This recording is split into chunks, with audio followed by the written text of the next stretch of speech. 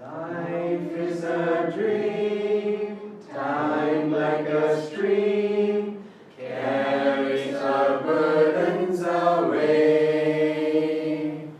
Never despair, joys everywhere, love can befriend you today. Free from all care, like birds on the air, soar above griefs and worries, seek joy and be gay. Often on earth, things of great worth, worldly ambitions defy.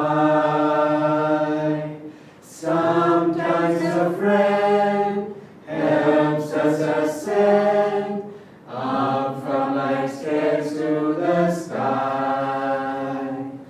Love is the star, though shining afar, it can guide us and help us toward light to draw nigh. Love is a star, though shining afar, it can guide us and help us toward light to draw nigh.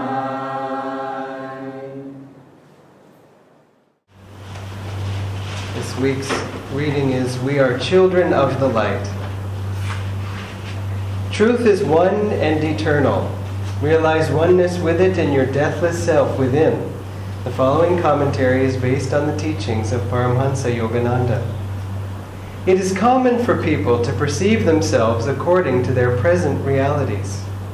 A person in ill health says, I am ill. Few say, I am well. It is my body that is suffering. People in a low income bracket say, I am poor. Only the unusual person will say, though outwardly I live in poverty, inwardly I am wealthy. Thus, when it comes to moral and spiritual development, people commonly identify themselves with their weaknesses and their mistakes. They consider it almost a sign of humility to say, I am a sinner, though in effect, what this means is that they identify themselves with their sinfulness, not with the soul's power to transcend all limitations in God. The great masters, including Jesus Christ, have always emphasized the divine potential of mankind. To encourage us, they addressed us as children of light, not of darkness. The Bible in the Gospel of St. John chapter 3 makes the point that our true home is not the mud of this earth, but the light of heaven. No man hath ascended up to heaven, it tells us, but him that came down from heaven. This passage continues, even so, the Son of Man who is in heaven, emphasizing that Jesus, though he lived on earth, is perceived by the eye of wisdom as conscious, even in human form, of his true reality in heavenly spheres. The way to know God is to live in godly consciousness, and not to bewail our imperfections and our distance from God. Jesus said, Blessed are the pure in heart, for they shall see God. And the Bhagavad Gita states, Seekers of union with the Lord find him dwelling in their own hearts. But those who, lacking wisdom, seek him with impure motives, cannot perceive him, however much they struggle to do so. If you want to know God, Paramhansa Yogananda said, live in the thought that you have him already. Thus, through Holy Scripture, God has spoken to mankind. Om, Om, Om.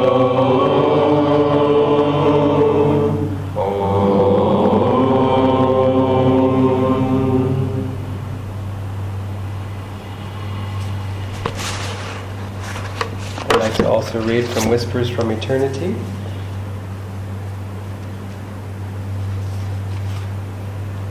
Got to love Master's imagery. Teach me to store honey of good qualities from all soul flowers in the honeycomb of my heart.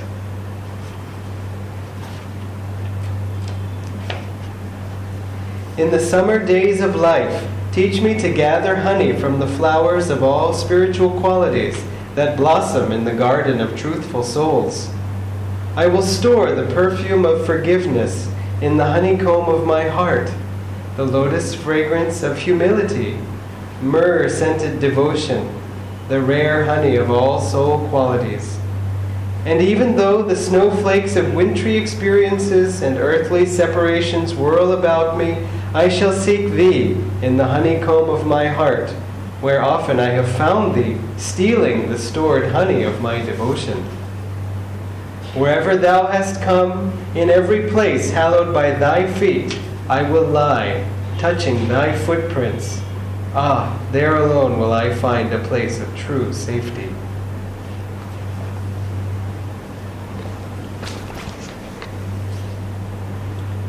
Well, it's amazing how sort of relevant the readings are to this time that we're in. For all of us, it was a very big March month, and it's been actually so long since we've had an actual satsang like this. My body feels a little sore, just like, where should I put my arms, and jaws a little sore? No, I'm just kidding. But just to say, there's a real sweetness in being back home. It was lovely, all the different experiences we had, and some of us, each one of us shared in some of those experiences, and some of us shared in all of them, and some of us even had extra credit of going to Pune, and in fact to Bangalore yesterday. She had a little satsang with Haridas and Roma before she came back. So, so we can see in a way the great value of being at home and having this joy of being back in our spiritual temple. And yet we also had a wonderful time, and we had a wonderful time with Jyotis and Daviji visiting too. So it was swinging from joy to joy. That's all. Somehow nothing back the other way. Because really it's in the center. It was a joy that we were feeling within ourselves. We were meeting a few friends from another country, raised in a different culture. And every culture, of course, brings its own wisdom. But we were sharing stories of Master and our own experiences all together, and it was very uniting in the heart, because someone who can barely speak any language that you can speak is talking about how, autobiography of yogi, it's just like, I recognize that, and their experience. One thing at the end was that when we were all saying goodbye, they were hugging, saying, please let us hug, because that was their custom. And please let us also kiss on the cheek, which, as Swamiji said, before I could get my guard up, then that's what happened. And what was interesting is one of them said, you need to open the heart more. You must open the heart more. You have to get in touch with that. You need to have these hugs, and so on. And I thought, well, that's a very sweet thought, but there is a point when such an act, for example, of hugging, opens your heart more, because we are holding back and so on. But there's also a point where the love becomes deeper, and then to hug in that way kind of lessens it somehow. It brings it down a little bit, or it kind of distracts us, because suddenly we're thinking the love is in you instead of the love is in God and coming through you. And each of us has to feel that where we are.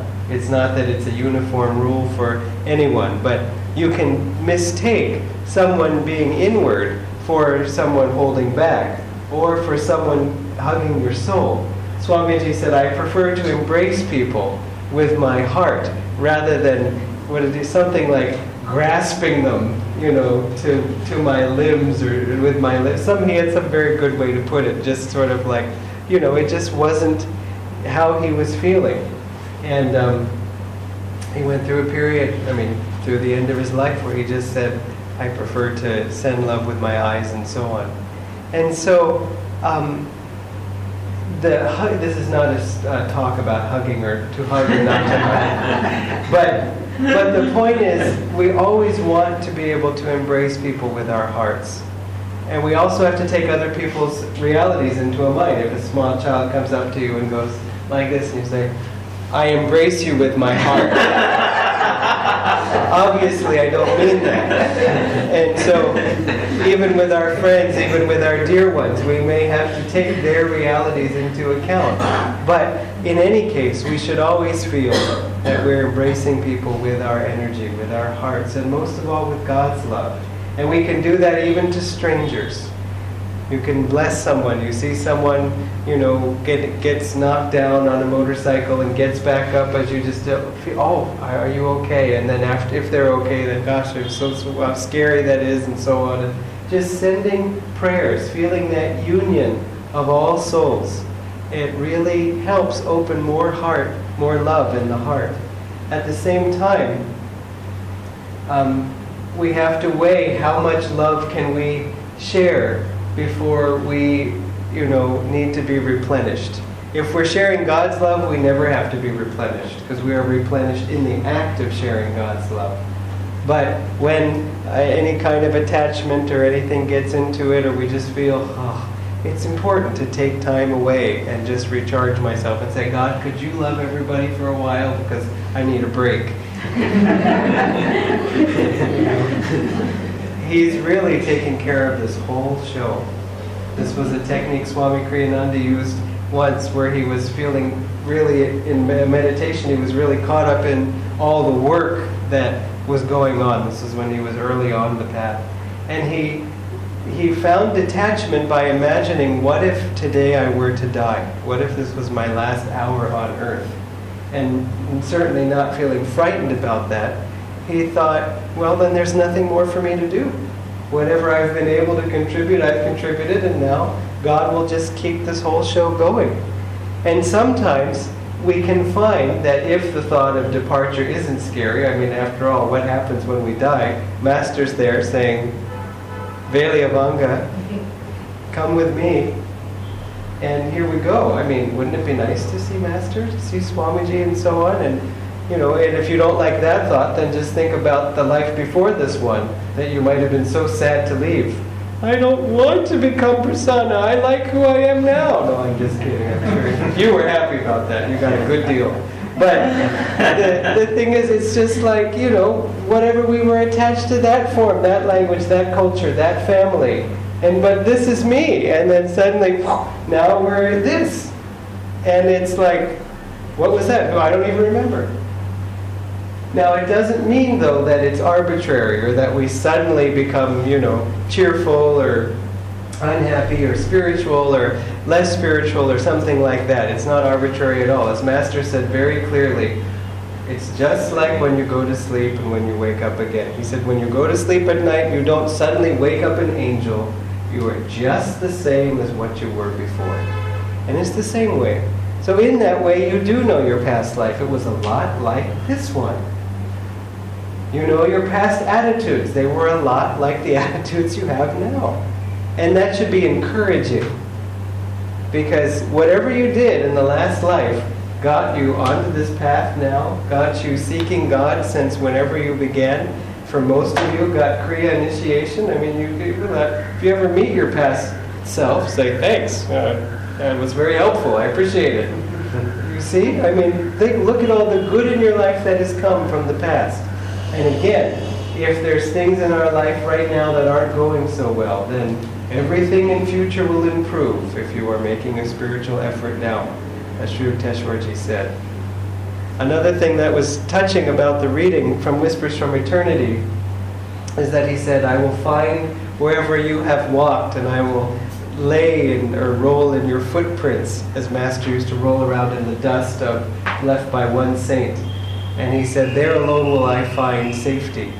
And we, many of us went on a pilgrimage to Calcutta and literally walked in Master's footsteps and meditated where Master meditated. And again, if you didn't get to go, just remember that Calcutta is 2 hours away and Master's home is open every single day. Every single day.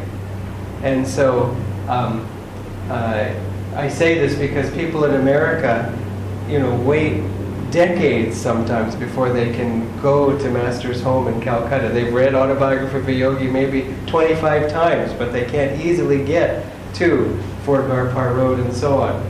And so I think for me it was 15 years. Is that right? No, 11 years before I went to Master's home.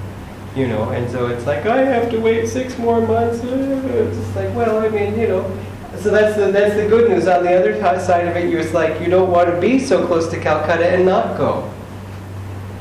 So look for that opportunity. It's like when we were living in Delhi and we thought we might move. We thought we felt we might have to move to Pune. We got the destination wrong. It was actually America that we were moving to. But we felt like we might move, and we thought, my gosh, we haven't seen the Taj Mahal. And if we have to, it was more out of embarrassment that if we have to say, you lived in Delhi for 4 years, you didn't see the Taj Mahal, just like, go busy. Just like, we don't want to just be stupid. So we went in April, which is not the best time. But, and for whatever reason that day, the cloth, like the cloth that goes around Kapaleshwar and so on, the cloth was like, I don't know, 20 meters too short. And so they had tried to give us bags for our shoes, to cover our shoes sort of as some kind of a sacred gesture, but no, we would take our shoes off. We respect this. And then, my God, I might as well have left my feet at It was awful. But anyway, that's what we were feeling when we went to Calcutta, just being where Sri Yukteswar and Master were, meditating in Master's attic room, being with Master's descendants, being in his house, being in the bedroom where Babaji appeared to him. That story from Autobiography of a Yogi where he says, you'll be okay. He said, I wanted to see Babaji before I went to America to get that encouragement. And we went to the room where that happened.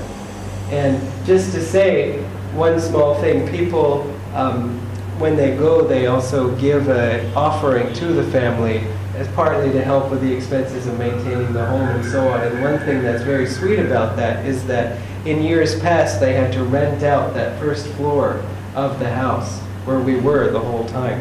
And so that bedroom, Master's bedroom where Babaji appeared, they had leased to someone. And so there were times when we couldn't even go in there. And so because of everybody's generosity and support, that's not a need, and the whole house is open now. So you see, it's there's a real something that everybody brings to it too, because it may seem that we're just there to receive and absorb and so on, but it's a reciprocity, it's a cycle. So we felt that. We went to the Dalkaneshwar temple, blessed by Ramakrishna and Swamiji and many, many saints, and also Swami Kriyananda, because he meditated there for 6 weeks every day in Ramakrishna's room for a period of time in the late 50s or early 60s. So we were really feeling that blessing of following in the footsteps and feeling closer that way. But at the same time, I think for most of us, it was really a deepening and an acknowledgement of the closeness we already felt. Because as it says in the Gita, the unwise, no matter how much they try to figure out God, can't figure him out. And if the heart isn't open, you can walk around the whole time and, as one person put it, I could just use my critical mind and think about all the things I want to criticize. Or I was talking to one person, not a part of our group, who was talking about, so much crime in this area. Did you know this terrible thing happened? I was just like, you're just like, you're in this wonderful state, so you just, you think, like, crime? Is there any true crime? Has Drona, they blew the conches, and who is crimed against? I mean, it was just like, you get so uplifted, in a way you can't even relate to that. And then, it's like, similarly, Dharmini was saying, now make sure you take pictures of this and that, and I was thinking, you expect me to touch some crass mechanical device to capture photons, impressions? How could anyone ever forget this? But I remember that in the past I felt that way, and then you come back and on Monday are like, where are all the pictures? I didn't take any pictures. But that's when we feel uplifted in the light so much. Deep meditation, it's good. It's good to withdraw. These are the two things we struggle with as devotees. On the one hand, we get pulled too much into all this stuff. into the TV of life, both metaphorically and literally. And then we need to withdraw into the joy, not into the neti. I don't like TV, I'll just sit here. I mean, as the one saint said, better to be in the world with your mind on the ashram than to be in the ashram with your mind on the world. You know, it's true. It's a good way to work out karma. On the other hand, sometimes when we get so withdrawn, we still have to give. We still have to engage.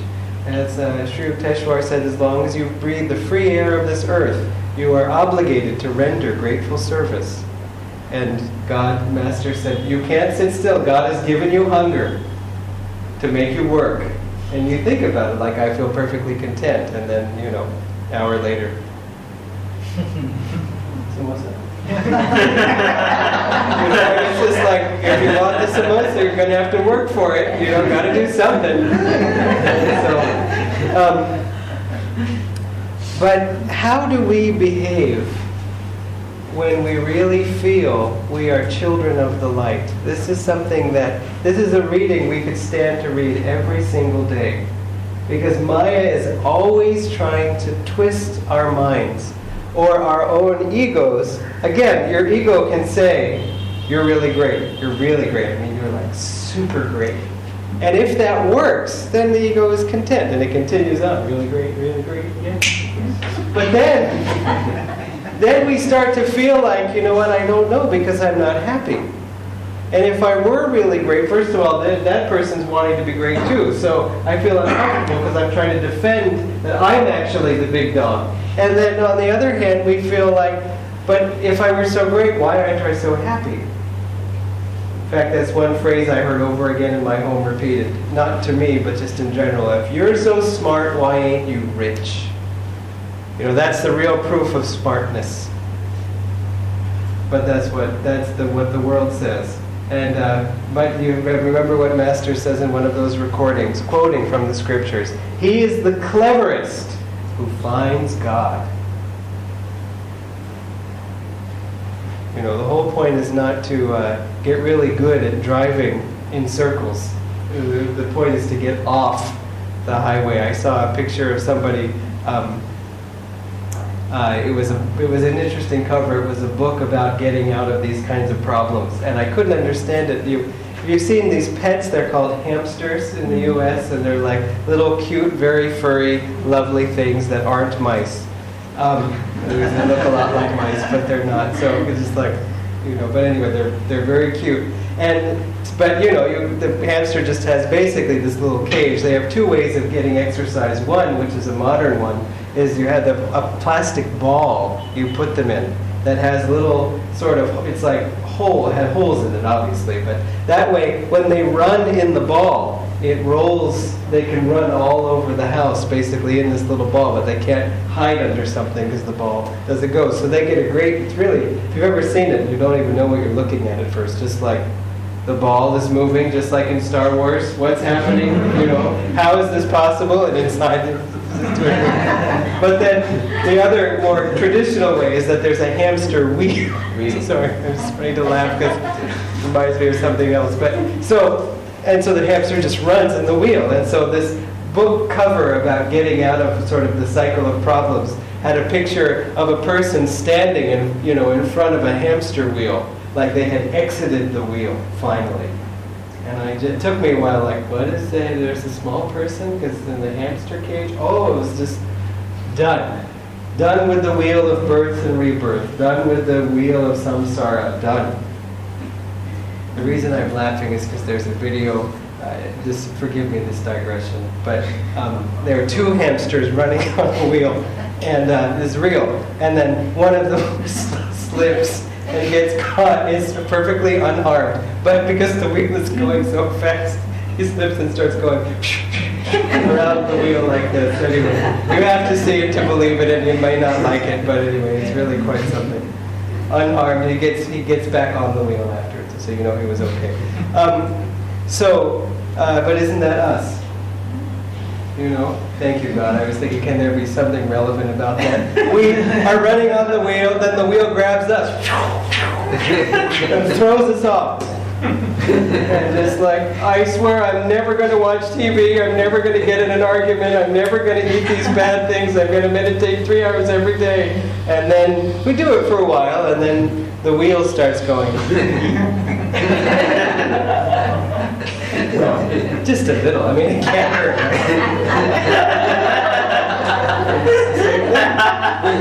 Maya makes it attractive. The Master said God had to make it attractive, otherwise no one would do it. And Maya will try to slip in everything, and in the Festival of Light. Oh, children of light, forsake the darkness. We say that, but we have to take that in.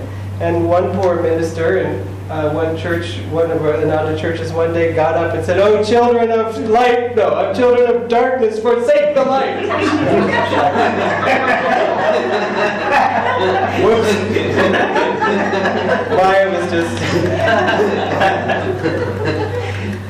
So, you see, we have to really take that in. When you feel deeply that way, it is a tremendous benefit on the path. And there's nothing you have to do to become a child of the light. You don't need to get a passport. You don't need to get a passport photo. You don't have to apply. There's no stamp. Or yes or no. You are already a child of the light. No matter what you do. No matter how wrong we go. Still child of the light. But how does that manifest? What does it look like? How do we actually summon that up when in difficulty? That's the thing. When we're being cheerful, someone says, "You're a child of the light?" Yeah, maybe. I think it would feel like this, or I don't know, but I'm happy. And that's not the time that it's a challenge. It's when the big blow comes, or the disappointment, or just the self-frustration. Sometimes there's just what we sometimes refer to as existential frustration, or existential fear. Fear that just is. Or frustration that just is. I feel like I should be more. I feel trapped in this personality. Or we can beat ourselves up, all these things. So I wanted to share with you a little excerpt of this book, Love Perfected, Life Divine. It's Swamiji's last book. It is a novel, and it's, I guess in a way, I want to say it's his only novel, but he did write Time Tunnel, you could say. It's a novel, but it's a children's novel. From children, as he said, from, up to my age. He said that he was 86 at that time. And then, and also there's The Pilgrimage to Guadalupe, in a way, is a novel, but it's a lot of discussions and dialogue and so on. And so this book, he writes, it's a rewrite of a book called Life Everlasting by Marie Corelli. But Swamiji said that though it's beautiful, and though actually Master read that book, he said the spiritual truths are missed by a lot. Not by a little bit, by a lot. So he thought, why not rewrite it and write it with the truths accurately shared and so on, but in the form of a novel. So it's very different than, reading through straight philosophy and so on, though all of Swami's books are a pleasure. It's not sort of like there was anything like that. But in terms of somehow a novel brings a different character to everything. And again, significant because of it being his last book. But I can't tell you how it ends because I don't want to ruin it. And I can't tell you how it begins because I don't want to ruin it. I can't tell you anything. So I'm just going to read a portion of it. But basically, a spiritual seeker, she's going for training. And so she arrives in a place and for training in a monastery, and she's put in a cell, her own little room, and so on, and she doesn't even really know what's happening, but she met someone who had undergone the training, and she said, "I want this, and I need this."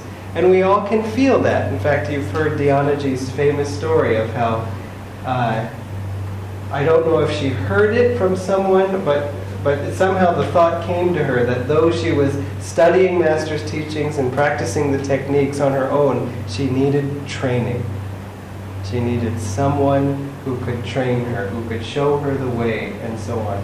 And as a few people shared at that time, from who came in the earlier days of Ananda, that just as inspired, they were first inspired by Swamiji, but they were also inspired by the devotees that they found there. As Keshavaji said, they were just like me, except a little calmer, a little nicer, a little more happy, and so on.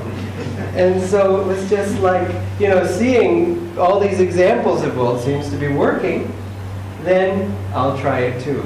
So in that same way, she was inspired, and Dhyana said, I knew I needed training, and she saw that this was training that was working. You have to look at the fruits to see if it's real.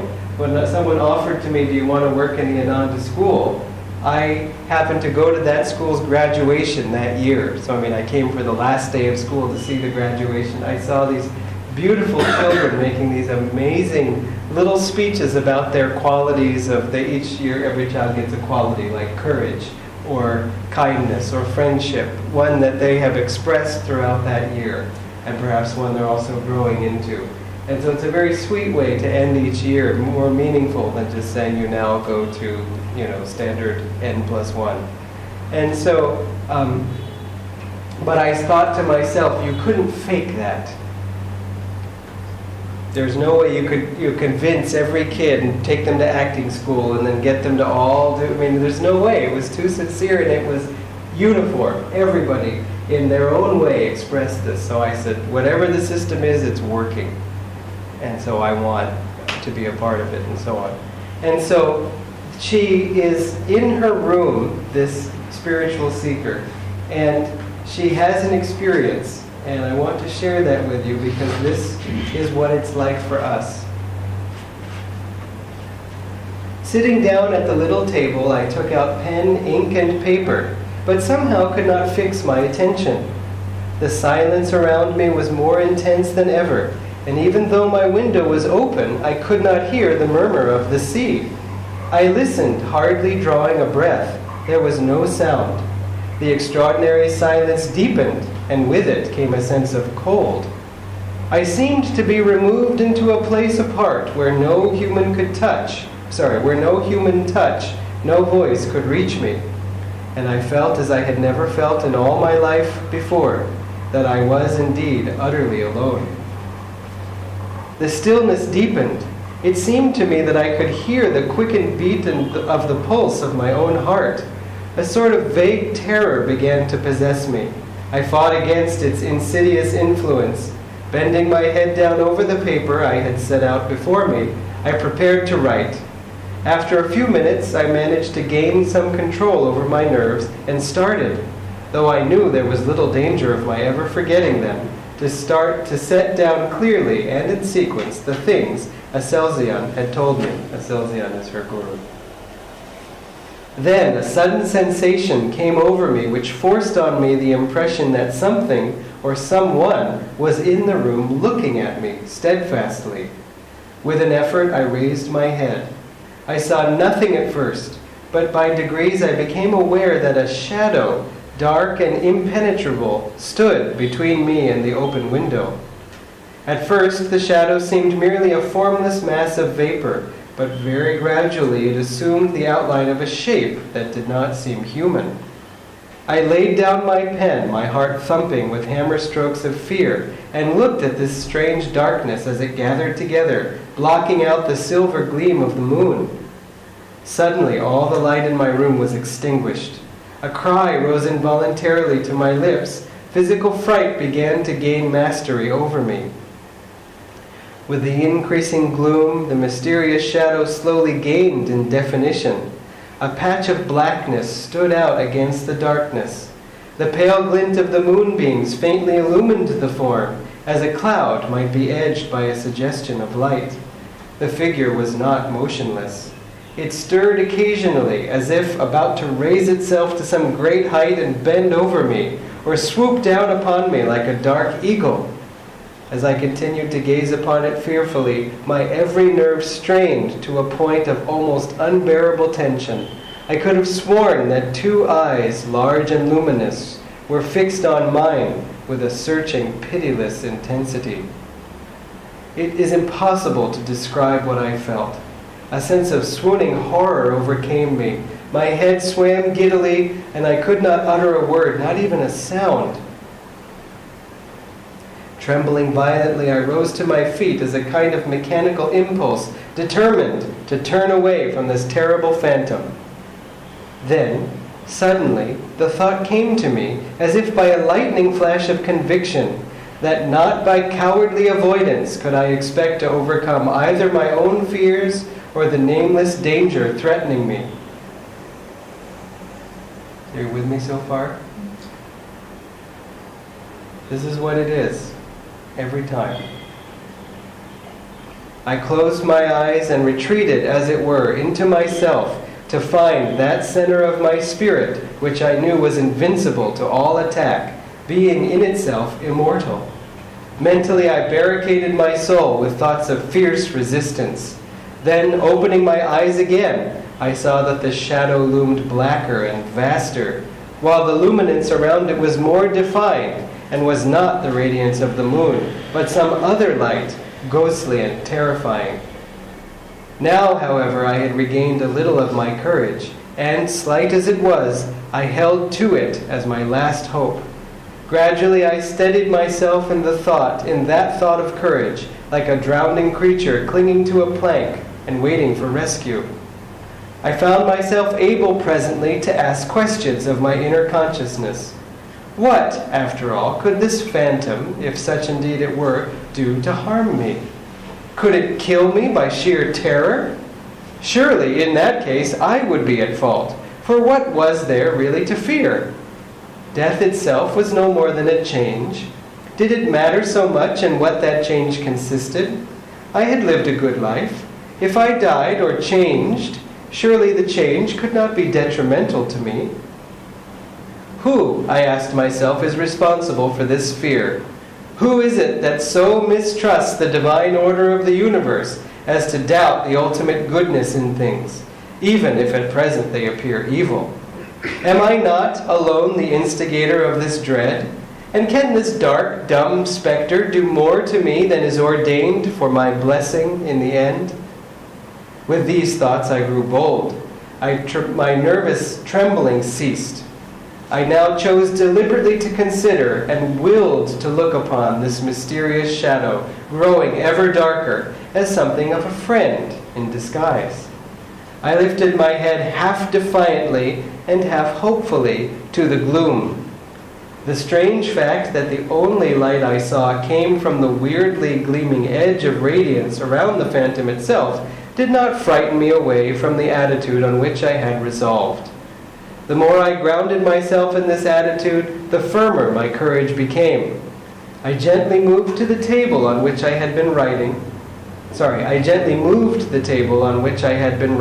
and stood up. Once on my feet, I felt bolder still and more sure of myself. And though the shadow before me looked darker and more threatening than ever, I began to move steadily toward it. I made an effort to speak to it, and at last I found my voice. "Whatever you are," I said aloud, "you cannot even exist without God's will. He ordains nothing that is not for good. Therefore, you cannot be here with any evil purpose. If I am afraid of you, my fear is my weakness. I will not look at you as having any harmful intent. Therefore, I am coming to you to discover your true meaning. You shall prove to me what you are made of, to the very depth and heart of your darkness. You shall unveil all that you hide behind that terrifying aspect.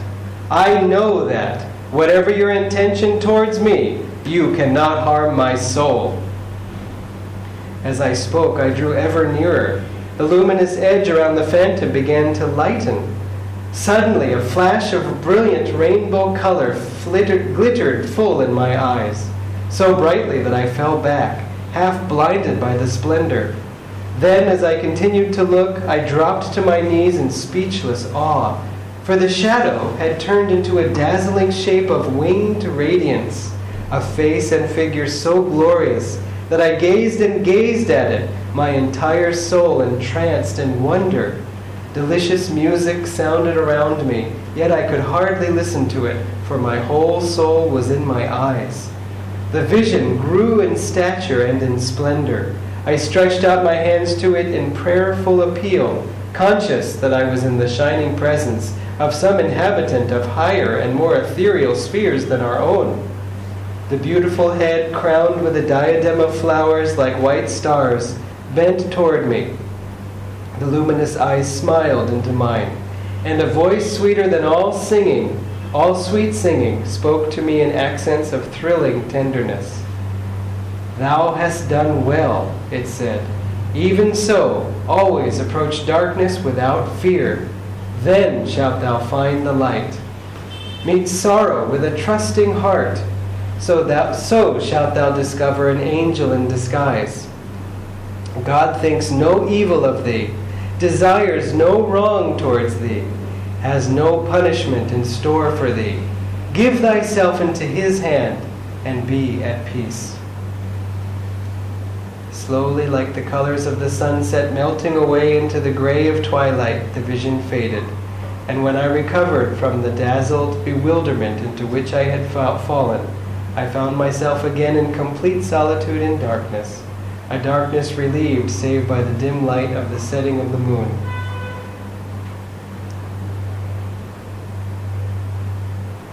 And later she says she went to sleep in complete peace.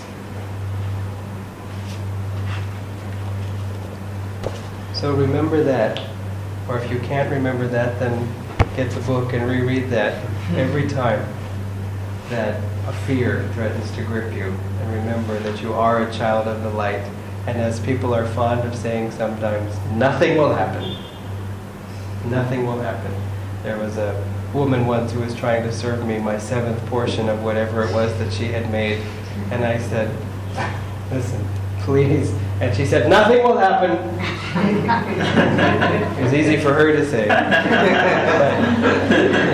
But it's true. You can hear Master saying to you, so what if anything happens? Nothing will happen. Nothing will ever happen to you. That's bad.